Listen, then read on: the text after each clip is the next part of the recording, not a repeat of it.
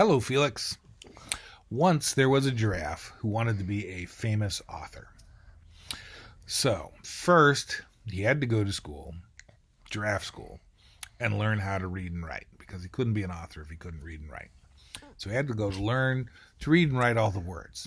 And he read lots of words because the more words he read, the more words he knew for writing in his own stories. And he tried lots and lots of stories. And sometimes he wrote the story and he went, yuck, this isn't very good. And sometimes he wrote the story and he thought it was really awesome.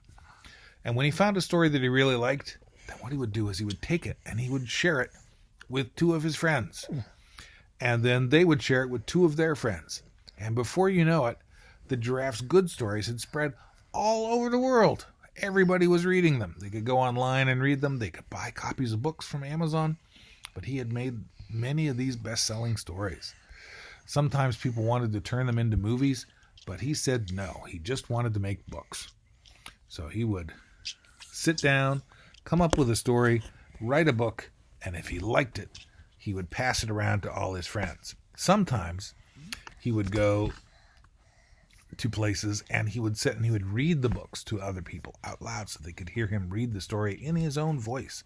And then he could do the different voices of the characters, because all writers are kind of actors and want to act out stories, but they do it on paper.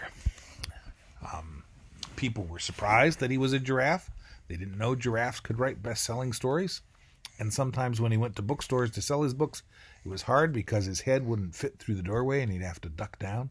So that was sometimes kind of awkward and uncomfortable, but on the whole, he enjoyed being a world-famous giraffe author.